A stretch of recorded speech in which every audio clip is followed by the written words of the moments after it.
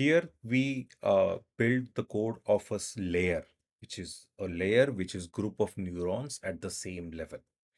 This lecture is a lot simpler. The concept here simply extends the thing which we did in last lecture. So in last lecture, we wrote a single neuron. A single neuron has a connection to all the incoming connections values to it. If there were more, there will be more weights and one bias. So these details are for a single neuron. Layer, which is a group of neurons. So here, let's say we are talking about a layer in which there are 4 neurons. So this is the architecture, I think, is looking something like this. Okay, so 1, 2, 3, 4, 4 different neurons. And this is how the code is written. So layer as a group, the output calculations happens separately at each neuron. It is multiplying to the same input, each and everything. So when I select output number 1, which is output of neuron number 1, it's all multiplying on the same values as other, but its weights are different. So what it means is every single neuron has its own learning. Everything learns a different thing, and it is shown by different values of weights. And the output of the entire layer is all of these outputs are put into a vector. So this, when we had input, we had actually 3 values in an array. When we have output, we have 4 values in an array. One output for each neuron present, with each neuron learning different thing. And this is how the layer is done. So conceptually, by understanding the internals and paying attention on the weights and inputs, we can see the different things it is learning. It is emphasizes here it is using weight 1, here it is using weight 2. So we understand that a bit better. And if you want to check in code, the code in Keras goes like this. It's easier to write. I just say import Keras, keras.sequential, and all layers are in keras.layers. And this fully connected layer is called as dense in Keras. This is unit. It is called as units. It is present in the documentation as you see whatever is being hovered here. First thing is act units and then some other options it takes.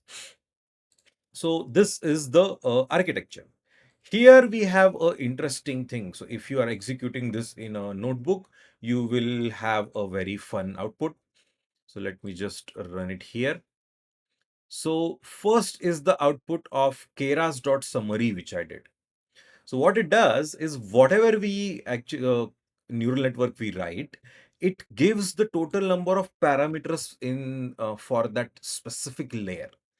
So here in this diagram, it showed at the bottom right, the total number of parameters. It's the number of parameters is what we are learning. It's the parameters which is the most important. When we talk about a $1 trillion trained model, trillion parameter trained model, it's these parameters we are talking about. Okay.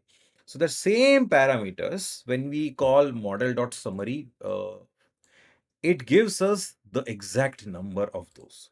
Okay. So the only thing in output of the layer comes the output shape. Okay. And here it is exactly the same. You see, output is 4 elements in a vector, exactly as we had here. Output is 4 elements and each output is from a separate neuron. So we know there are 4 neurons here. And then total number of parameters here are 16. We know there are 4 neurons. So if we divide 16 by 4, it gives us 4. So apparently there are 4 parameters uh, for each neuron. That doesn't make any sense. We should have 3 parameters per neuron, and 4 into 3 equal to 12. And 12 plus bias 4, which is 16. This is how the parameters are 16. And you see, I did the calculation mistake and my conceptual understanding was wrong. That's why this function call. So there is PyTorch and Keras I've already mentioned.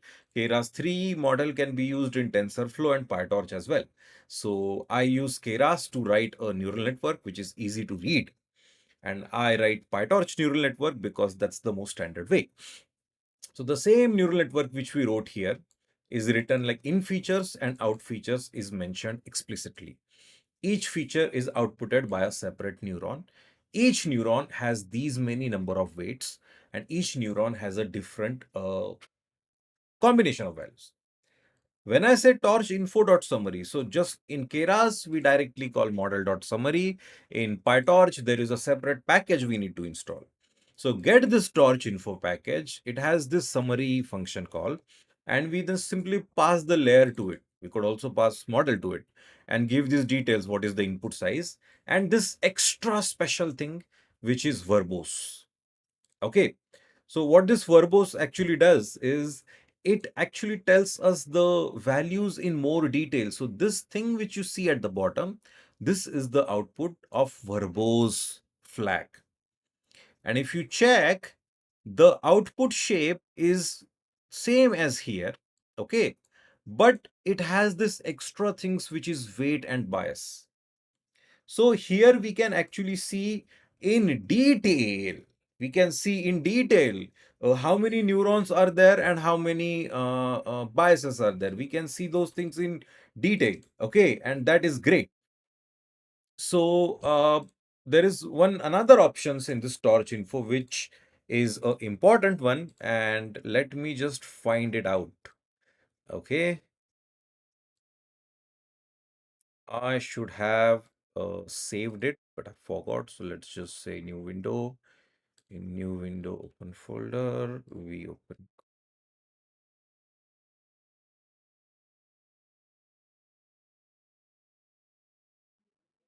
The extra option is this column names, and you can give list of the columns you want. Okay. If you check the documentation of Torch Info, you will find it has these options, and they're amazing because they give us extra details on top of it. So for every layer, we can see what's the input shape and output shape. We can see then what are the parameters, things which are so important, the parameters. We can see the details and distribution immediately here. So instead of this 3, you know what, let me make it 7, so that we have a easy to recognize and a different combination of values. Okay, so here in the output now, if you see the kernel shape, which is nothing but the parameters, how the parameters are saved here, we know the total number of neurons is same as the total number of dimensions in output, which is 4. So we know there are 4 neurons. We also know the number of biases same as total number of neurons. So 4, 4 you can see here. Each neuron has same things as the incoming shape, input shape. And it has, because it has 7 values, you see, we define them here in features equal to 7. So then we see the parameter distribution. Each parameter has 7 values. Each neuron has 7 parameters, and we have 4 such neurons. And the number of parameters, this multiplication 7 into 4, 28, and this 4. This is the percentage of all the parameters here. It's 100%. So you see, this extra thing kind of like makes it a lot more extra information we know beyond what is given in this lecture. So then the final thing, which is a very important thing, is first let's see how it looks visually. Okay. What we wrote in code, how does it look in a diagram?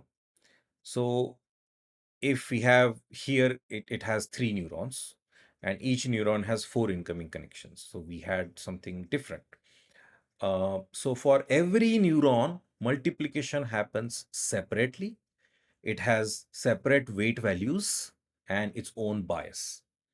So you see, when we plot and see the diagram and shape of this, Whatever is here geometrically, it is automatically shown in the code by that torch info summary command I wrote, right?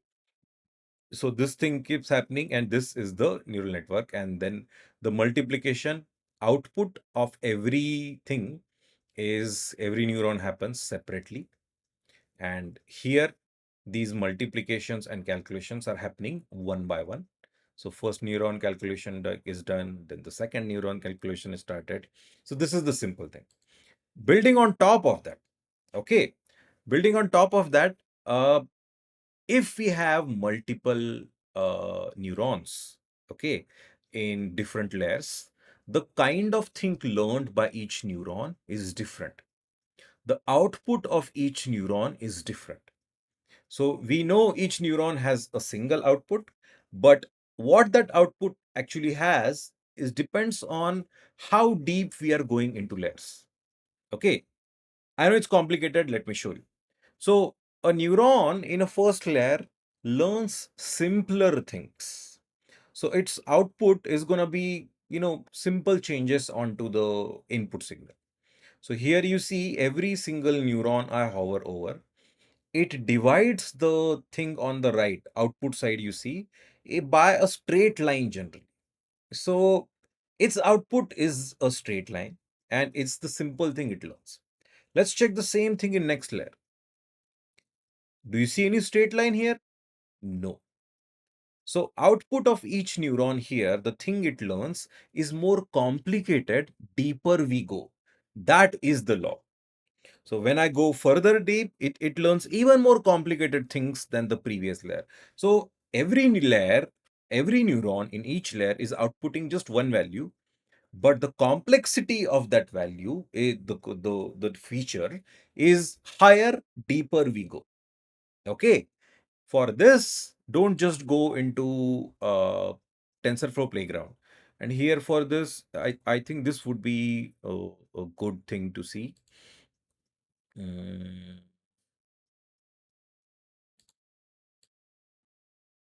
So, still in the first layer, straight lines. Here you see it's a bit combination of two lines. Now, if I add another layer, it should be combination of three lines. So this is the general trend. And seeing that in a lot more deeper article is this feature visualization by Distri. It talks about a real complicated big neural network and what is the output of different neurons at each layer. Here we have, let's add total 1, 2, 3, 4, 5. So there are 5 layers here. And each of them is showing 1, 2, 3, 4, 5, 6. Each of them is showing 6 output of 6 different neurons. So this is what this feature visualization article is showing. Output of neurons in layer number 1, 2, 3, 4, 5. What law did we say here? Deeper we go, more complicated is the thing learned by the neuron. Here, let's see. First layer is learning just straight lines or something. Second layer is still learning straight lines or something, but it's a bit different. You see, it's circle here. It's circle here. Here, everything was a straight line. Everything was a straight line. Here, it's a bit more complicated. And if we take a look at here, now this is even more complicated patterns than this. So it's simple line, then a curved line, and then such curved things repeated. And then we have different things. So you see, here, this we definitely know what it looks like, flower. Here, it's a handkerchief, I think. Here, it's nose of a dog. Here, I don't know what it is. Here, I don't know what it is. This seems to be a car's inside wind, that thing where we can see the speed.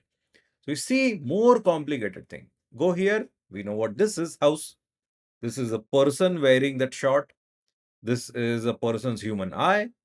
I don't know what. I think this looks like food. This looks like dog. So deeper we go, more complicated thing learned. So this When we implement these neurons individually, by knowing what distribution of weights are present at what neuron and at what depth, that is the thing we are specifically visualizing here. So this mapping of visualization to the nitty gritty of neural network, I think this is a good way to understand a layer.